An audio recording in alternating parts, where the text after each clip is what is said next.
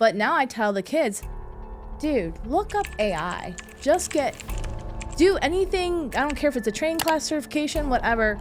Just take some kind of AI class because it is the future.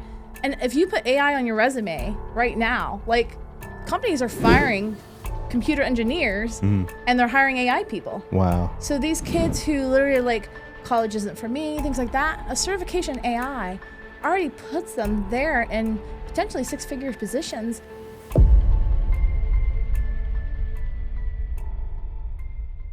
What's up, everybody? It's your boy, StephenMotivate. We're back again with another titillating episode. We always try to help entrepreneurs understand not only that it's good to work towards success and sort of get to this destination, but that the entire journey is really the enjoyable part of the story with the ups and the downs. So welcome to the journey, and we've got a special guest, one that's an entrepreneur, one that has respect and is respected in several different verticals. I'm excited to meet her myself and learn from her. And without any further ado, I got this right now.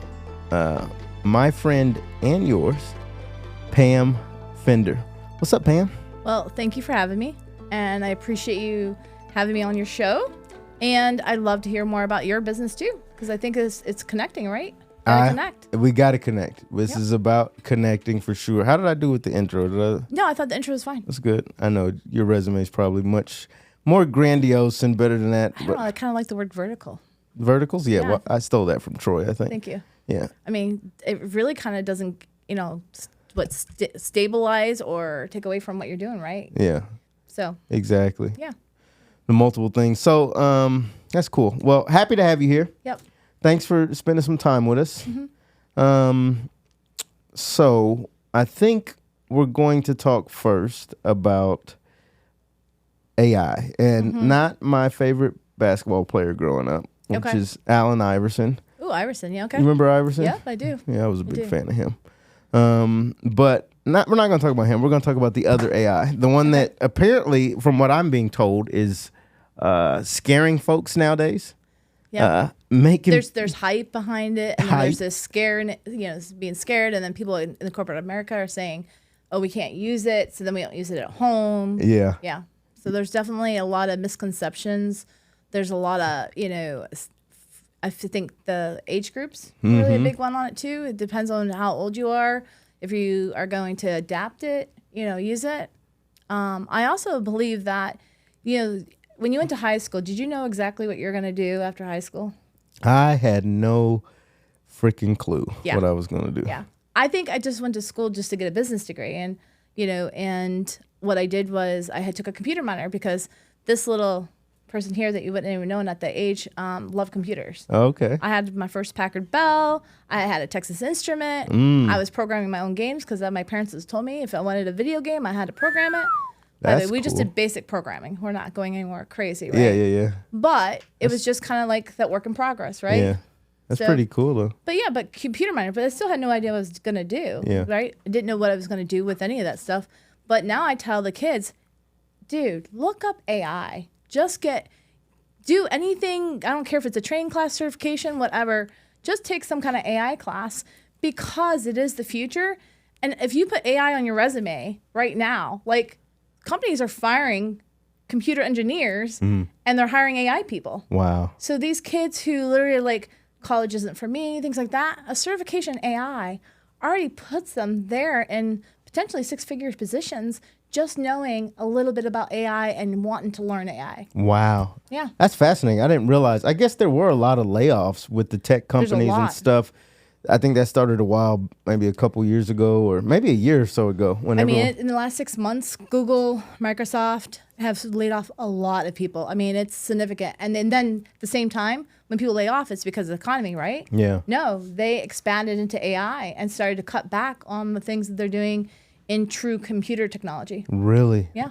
That is fascinating. So would you say then that AI is it's underhyped, overhyped? Is it are people missing the boat, or are people too crazy about it right now? So there's definitely a lot of hype behind it, but the hype has been creating a lot of people being fearful of it.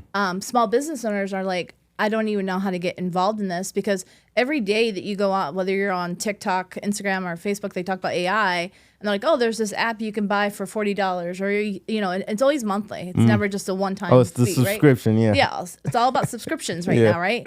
And what you can use on your mobile phone and what you can use on that. But what's interesting is that the fear really overcomes the potential of being better than who you are, because you in your own little circle is just your knowledge. But the fact of being able to use AI for efficiencies, for accuracy, for predictability, to know, hey, by the way, and she just walked into a store and they had all this different stuff. Well, if that store is using AI, they know what to put in stock at a certain time, so they limit the inventory that's going on sale next. So there's a lot of predictability based on the methods that they're using on AI. And it really is just taking in the whole entire research. So let's just say your business, by the way, are we allowed to talk about Bosch appliances? But, you know, based on those appliances up against other appliances and how well they fare over time, if they do predictability about how well that appliance works over another appliance, that's a sellable tool. You can be like, listen, you buy us once, you guys for 10 years. You buy the other one for 3 years, you know, you're rebuying. And that's just a quick AI. That's not research department. That's not, you know, 10 different marketing people. That literally is going into a Claude, ChatGPT, Bard, whatever you want to do. Oh, it's now Gemini. And putting it in there and just say, hey, here's our facts and figures. Can you put it up against one of our competitors?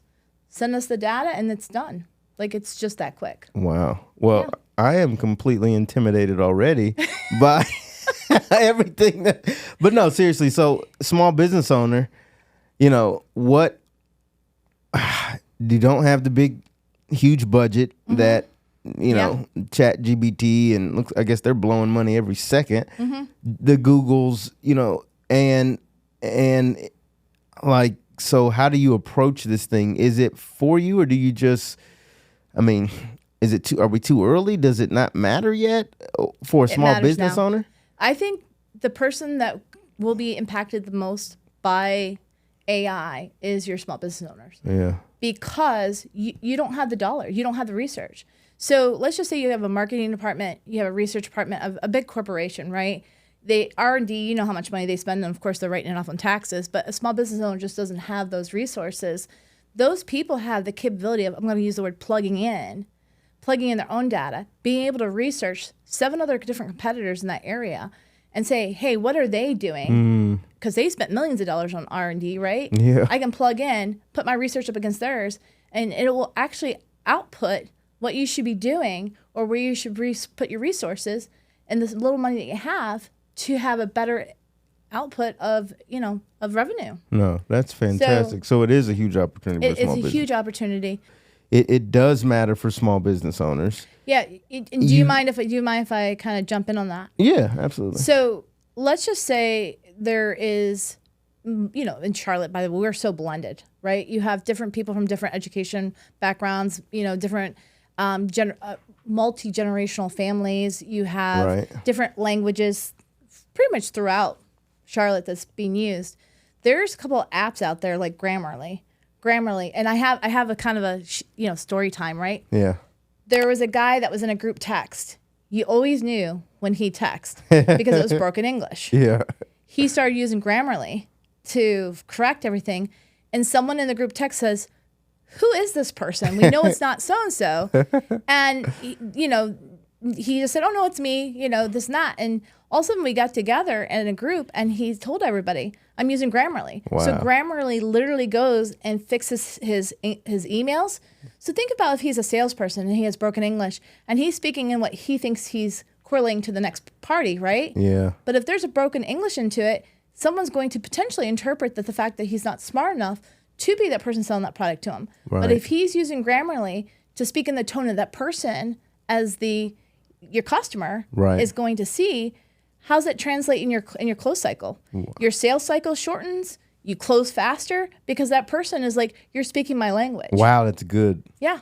I think my cousin uses Grammarly. Yeah. And I was getting the ads a lot. Mm-hmm. I hated English. Yeah. The only class that I failed in college, I took it again, but the only class I failed was English. It was because it was at 7 a.m. and I kept missing the class.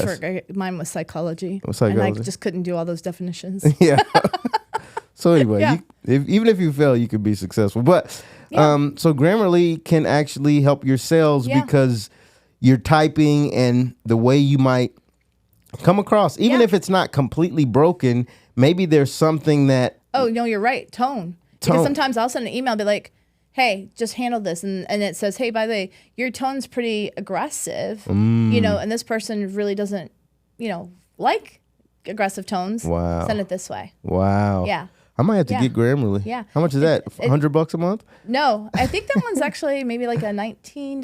It's reasonable, though. It's reasonable. So, so to the budget thing. So, one, I mean, that's amazing. It's going to probably improve your sales. You'll have a bigger budget. Two, you're going to be able to research your competition, understand potentially what they're doing, and they've spent millions of dollars. Yep. And you can kind of learn off of that. When you talk about budgeting for AI, the one thing I'll tell people is when they start to use it. ChatGPT, by the way, is a free open AI. Obviously, they call the word nodes, is that the more power that you want, then that's when you start paying for it, because then they'll go into credits where you pay pretty much almost like $1 to credit to really almost put your ChatGPT on steroids, right? Okay. But what I say to people is start with some of the free ones. Get comfortable with them, because just touch it. You don't have to understand how it works or this and that, but take something that you were going to write to a client, put it into ChatGPT and say, I want to speak as a salesperson and I want to talk to my customer and I want to meet their needs in my email. Because we don't do that, right? As salespeople, we just say, hey, you need this. I got the product. And they come back and be like, okay, well, what's the price? Because you didn't show the value. ChatGPT is going to give you a value proposition to put it back in the email. So then you're selling quicker, closing faster, and you're making more money. Yeah. That's awesome. Okay, wait. We're moving way too fast. Let's back up. How the heck did the world get here? How did we go from I'm just trying to be a computer programmer, and then next thing you know, when did what was it, 2 years ago that OpenAI started to be in the news more? So that's when, so technically OpenAI was an open source. Anytime someone talks tech, open means open source. That's what it means. That OpenAI had companies investing in it. But it actually started way before then. So this is what blew up was ChatGPT, but Siri, your phone, talking to your phone, people putting data into Google. I mean, if you want to talk about ChatGPT, it really is just literally a Google on steroids, because remember, Google pulls from everywhere, right? Right. And then Google goes and says, okay, well, hey, people paid to be on top of this, but they're not really the best realtor in real estate, except for me, right? But they pay for that, right? But then all of a sudden, then you start seeing the resources. ChatGPT takes all that data, understands who you are, so it's learning. It's learning what you're asking. It's learning about the way you speak. It's learning every time. So let me ask you about that. So if it's learning by what I'm asking, learning by the way I ask the question, the way I type it, how's it doing it? It's taking the way I speak, the way I talk, and it's going through a profile of how many other people talk like this, how many other people think like this, it's making assumptions. There's 10,000 other salespeople that ask the exact same question, and this was the best practices that those 10,000 people had, and they bring it back to you and say, this is what we have in our research. Almost like ITIL. ITIL and Six Sigma and stuff was in the 90s. It was like, okay, by the way, I'm going to go back to one of my banking days, but when I was in banking, they, for a whole entire month, had us say, okay, how many times does she go to the copier?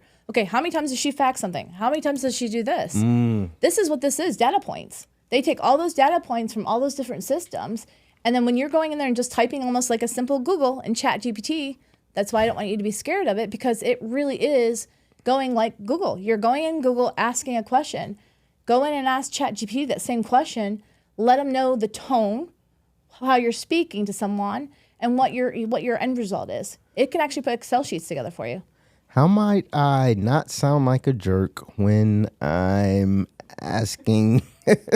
Or by the way, when you're always in trouble with your wife, asking my wife for dinner. It's gonna say send her gifts from Amazon. I can tell you that one. I'm in good graces with my wife this week. She's been sick. So did you ask ChatGPT on how to cure her? I did not. You can try that. Yeah, that's probably good. So are we missing opportunities right now okay, where do you see this thing going? Oh, so wait, okay.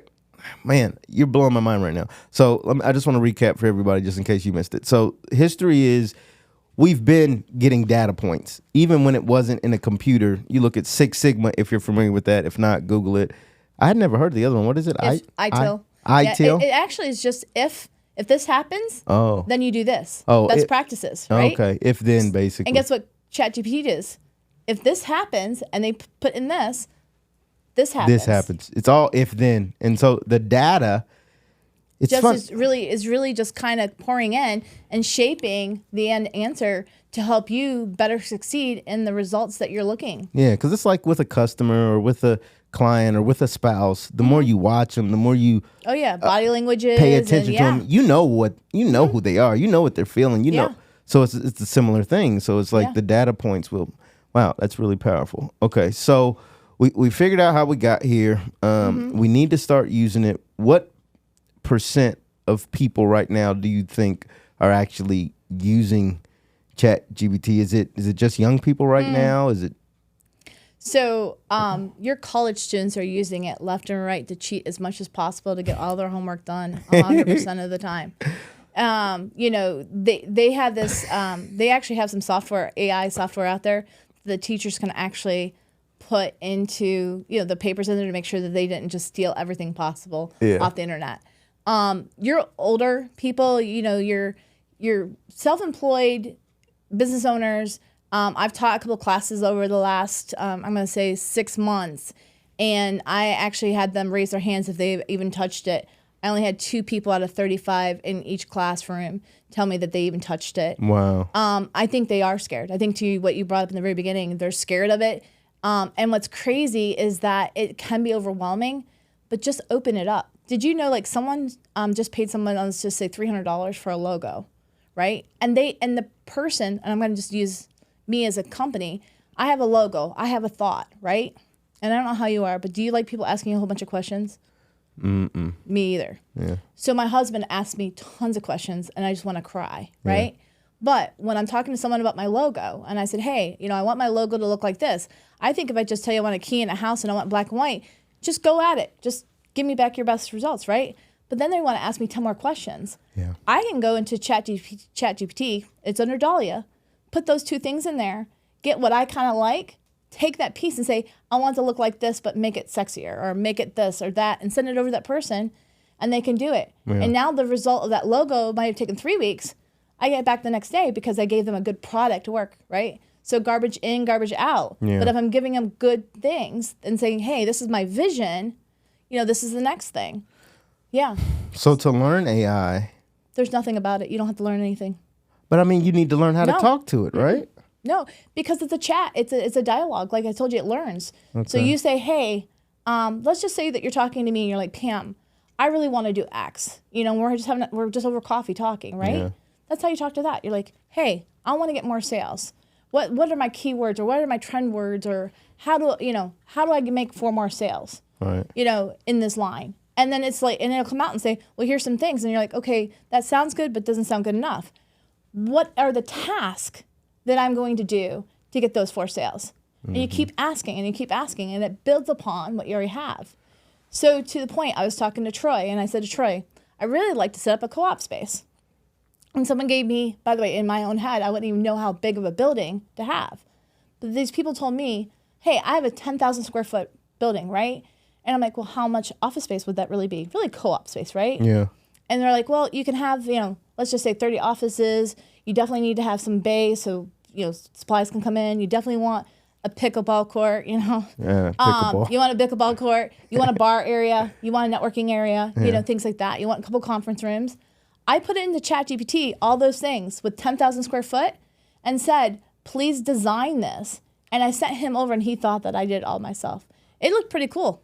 Yeah. Wow. Yeah, it had the bays, had everything. And he just had a couple questions. He's like, well, how did you square off the spaces? And I'm thinking, I just had Google, chat just told me, hey, by the way, you're going to have 120 square foot cubicles because based on 10,000 square, it did all the dimensions for me. It's the best way to do it. So what about the ethics around this? What about, should I be afraid to say that chat, is that embarrassing? Well, I use ChatGPT. Sorry.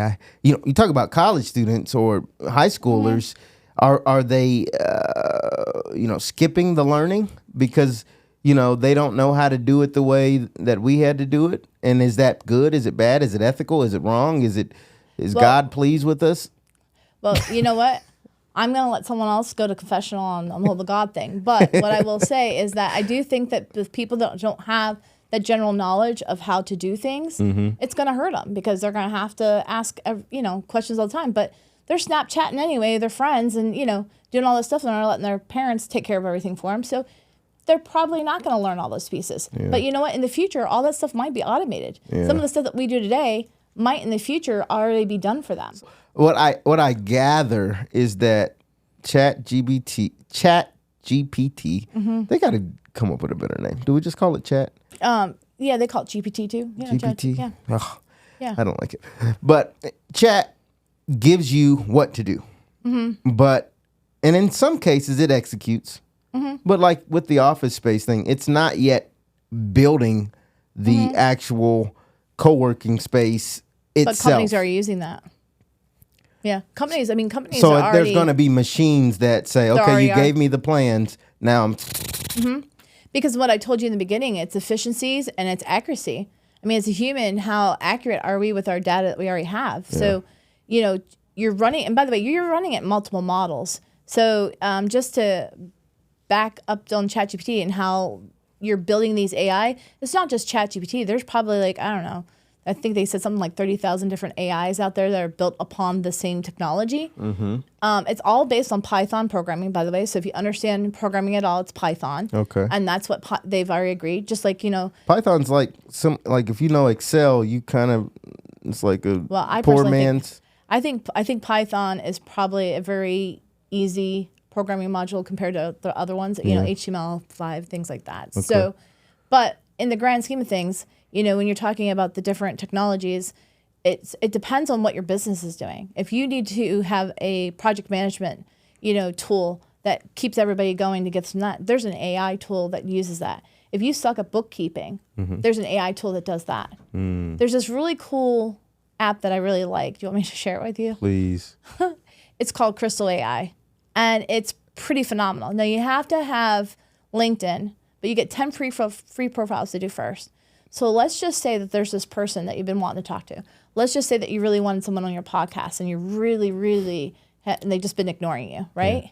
You can go on LinkedIn, look that person up, have Crystal AI pull up their profile, tell you how you talk to them, their selling points, what they don't like, this and that. And Crystal AI will pull that whole entire data point and tell you their disc profile so that you can send an email that really speaks to them so that they're like, well, they probably will respond to it. And it's happened. Wow. So there's a couple people as a part of some of the associations I'm a part of that I say to the rest of them, like, I don't even know why they're a part of us. They don't show up. They don't do this and that and all this. All of a sudden, I went onto Crystal AI on my email, right?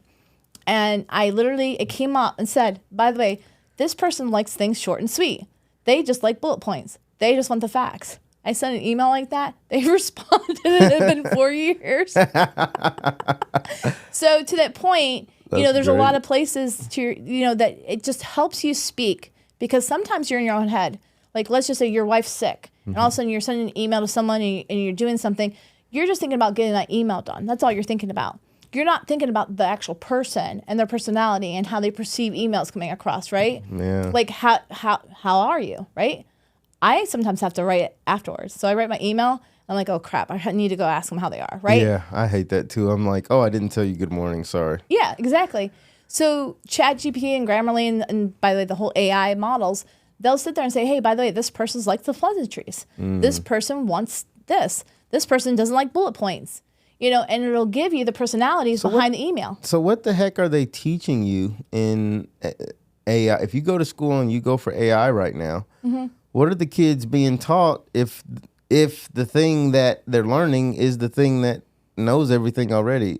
Like, what is there to learn in AI that's going to continue to develop and make it whatever, so they're talking, better? So technically right now it's learned behaviors, right? So like right now it's not really, some people are scared like, oh, AI is going to take over the world. AI does not work on its own. It has learned nodes where this is the data points coming in. Mm-hmm. You can take your learned data. So let's just say that you have 10 customers and your 10 customers have, they have demographics to them, right? And then you can put it up against all the other people that you're too lazy to go through each one of your records, right? And it'll take similarities of this one to this one to tell you who are likely to buy something. Okay. Or let's just say for banking, I had 6 fraud accounts out of 10, but we have 200,000 of them. They take those data points, put up against that data, and then it comes up and says who's likely to have a fraud piece based on those demographics. So when you're talking about these kids learning, what they're learning is, first of all, is how to understand the OpenAI source or the different apps, and actually intelligence, because it's built upon. People can build chatbots, AI tools. You can actually take an AI tool and make it work for your company. So your tools that you're using are going to be specific to the companies. So people use their own models. They call them models. So this is the model that we use for our company. This is, this is our profit and loss. This is, how we do our research. This is how we do that. It's all based on the companies. Yeah. So these kids are going to learn how to use this to be more efficient, to literally be able to help people cut costs. And it's not something that's going to take away marketing jobs. It's not going to take away research jobs. And it's not going to take away the salespeople, because people still buy things from people they like and trust, right? Yeah. And you have to have someone that is going to understand this enough to say, okay, we're running these models, but I'm going to be the person speaking on that. And I'm the one that's going to use still your own genius intelligence to pull that data and explain it to you. Because not everybody's going to understand the language you're speaking that comes off of these data points or the work. So let's just say there's a project and you're saying, okay, I see all this stuff. What does that mean to me? And not everybody's going to have that intelligence to understand and to pretty much be able to explain it to you. Yeah, that's fantastic. So, and I know I read something about large language models. Is that what you mean? That's exactly what it is, yeah. And it's all based on language? So it's all based on like the data or the words? It is all data. It's all words. It's not like, what, I guess everything. Words and numbers, I guess? I wouldn't say even just with words. It's that this one person, they bought at Macy's, they drive this car, they're 52, they're this, they're that. Timing. And then this is the person who's been to your store 20 times. And the large language model is just one piece of it. And then you have AGI, which we're not into yet. Okay. And ChatGPT is in between the two of them. Oh, okay. And you talk about automation, which people need to understand. When I talked about the if-then, yes, it's redundancies. That's not the same thing as AI. Okay. So automation is actually where you say, okay, I have one person's name, but I want to put them into 3 of my CRMs because I have 3 different businesses. Okay. You use Zapier if you ever heard of it or anything like that. That one piece of data will go into those 3 different pieces of software based on automation. It's programming. One thing goes into 3. Totally different than AI. AI is taking data that you may have, other people may have, that's on the internet, and use that as your research models. Let's just say that you want to go out, take some friends out, and you're like, man, I've been in Charlotte for so long, I have no idea what people want to see. Yeah. You can go into OpenAI, Bard, Gemini, Copilot, and put, hey, give me the top 10 places that people want to see in Charlotte. Give me the addresses, the times they're open, and put them in a Google map and send it to me in a Excel sheet. It'll do all that for you. So essentially, we saw like data was based on 2022. Like, has it gotten to the point where it's real time yet, or it's still not real time? Well, that's a really good question, because a lot of times people will go into truly OpenAI. So it's OpenAI, and they'll put in something that they really need truly for today. Okay. And it hasn't been up to date. So 2023 was when their first release. I think they're up to 2024. I think it's the beginning of 2024. Okay. So you have to know, again, the chat options that are out there. So Bard, Gemini, I keep calling it Bard, but Google went to Gemini for their name, is up to date. Okay. Bing, that we only do 3% of the time. Yeah, searches. Yeah, we only use, let me say this joke. We only use Bing to search for Google. Exactly. But what's funny is Bing actually has this thing called Copilot, and it'll pull real live data. So they actually have some information online that'll tell you, okay, if you're using the search capabilities, it's up to date to this one. But Copilot is pretty up to date. Really? So Okay. it probably doesn't have the power of OpenAI because there's processors. I mean, when it talks about the power of something, like, you know, back in the day, you had this one big, huge computer that now is this big. Yeah. But the power and the processing that needs to take place for OpenAI to run is pretty significant. So, Copilot is only working on, a lower level of processing. So if it's open, like this is a normal term in the tech world, open, that means you've got data about the weather that happened in Charlotte in 1972, and I've got data about the weather, and we can both put it into the model, and it's going to be able to look at both. Yes. Okay. Whereas Copilot, only the stuff that Microsoft has said happened in 1972 about the weather. It will still pull. It just won't be pulling on steroids. It'll pull some information, but it won't give you like data that you're going to use for your business, right? Yeah. So if you just said, hey, by the way, we're doing X, Y, and Z. Can you tell me about 10 different recipes, that are good for Thanksgiving? And then, here's all the recipes in a thing. Or, I want to go to Italy. Can you give me a 15-day itinerary? Yeah. Copilot can do something like that. Wow. But when it comes down to real true research and stuff, you definitely want some of the paid models because it is pulling better data points and better information. So for entrepreneurs, if you've got to invest, it's worth it. It's worth it. Grammarly is definitely worth it for entrepreneurs. Super worth it. And it's underutilized. It is. Most like I told you when I was teaching, they're not using anything. I mean, they're not even like, oh, there's this cute little app, let me try it. Like, they're so afraid of even touching any of that stuff for their businesses that they're not using anything. They're just going off their own brain power. And if they happen to network with another business owner that might do the similar work, maybe they pick up an idea, like that's all they're doing. Yeah. They might use Canva that has some AI into it, but Canva's really just artwork. Yeah. But yeah, they're not really using much of this at all. So entrepreneurs might ask, hey, thinking of practical applications here. I want to buy XY business. Do I can't just give it the street address and the name. Give me a valuation. I need to come with all the data. Let's say this business is for sale. I need to get all the data, give it to AI or open or chat, and then it may help me say, pay this price or pay that price. To be honest, it probably would give you some pretty good data. Because if, a lot of times when you're running evaluations on a business, you want a forensic accountant to run through things, but they're not always around, and they're pretty expensive. It probably would give you a good say, hey, this is pretty realistic for this business, or hey, by the way, you might want to do some more details, and then you hire the person. Yeah. So I think but it's at least just you're not starting from zero. Right? Yeah. It's funny. There's this one website that I really thought was really nice looking, right? And I was like, oh, I really like this website.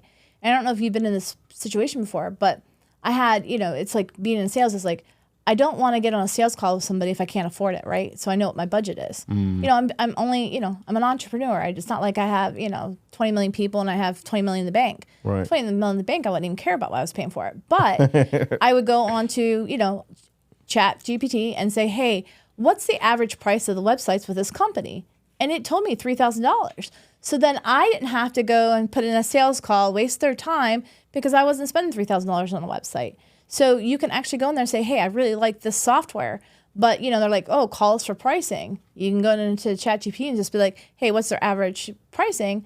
And kind of know, hey, because I don't want a salesperson. And I never want to feel like I'm poor when I'm talking to that person. Be like, sorry to waste your time. Right. We're not on the same caliber, right? Yeah. So actually can't right now. See you. Talk to you later. Bye. Yeah, exactly. Yeah. Sorry for wasting your time. Don't know how much you're getting paid, but there it is. Yeah. So I know we're running out of time for this one, but give us your top 3 takeaways for entrepreneurs using AI. What would you have them know if they never hear anything after our interview, which I think has been excellent, by the way. You've really opened up our minds to, what's possible out there and what we should be tapping into. But what's the takeaways? AI, what should we walk away with? I think going into OpenAI, I think it's openai.com. It might be, but just type in ChatGPT, click on it, and just open it up and use it. Just try it. Just try it. Yeah, try it on things that just in the house, around the house that you want to do. I think Grammarly and Crystal AI are huge pieces, especially if you're in sales when it comes down to things. And then I'm going to say that just running any kind of social media AI, because you need trending words. You know, everybody tells you got to put out 26 pieces of social media out there. But, you know, when you're running a business and you got 20 million different hats on, you have no idea what your audience or the people that you're selling stuff to are into on social media. Just run one of the social media AIs and help you start picking data. And again, it can be ChatGPT if you want. Yeah. So you're really not spending a lot of money up front, because ChatGPT truly is free unless you start wanting to really pull some real serious data with research. And to be honest, if you are out of college or you don't know what you want to do with your life, take a class on AI. It's going to be around for a while. Well, we got some work to do, folks. I think that's good, though, because we want to help people know what they need to know to succeed and to, you know, exploit opportunities that are in this day and age. And so I'm feeling like convicted. I mean, I need to use this thing more, and I probably need to get Grammarly because my English isn't great either. Yeah, I think it's more my tone. I don't know. I definitely have a tone problem. Yeah, I've got a tone problem too. we're the same on that. Well, thanks, Pam. I want you to stick around so we can talk a little bit more about some other stuff you're doing. So sounds good.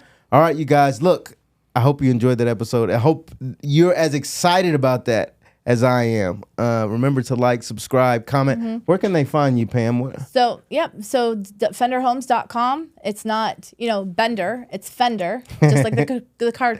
I can't say guitar company. Thank you. Yep. Anything on Instagram, you can find me, Realtor Fender. So you put in Fender in Charlotte, it should come up. Awesome. All right, guys. Thanks for being with us. Until next time, stay motivated. It's your boy, StephenMotivate. Peace.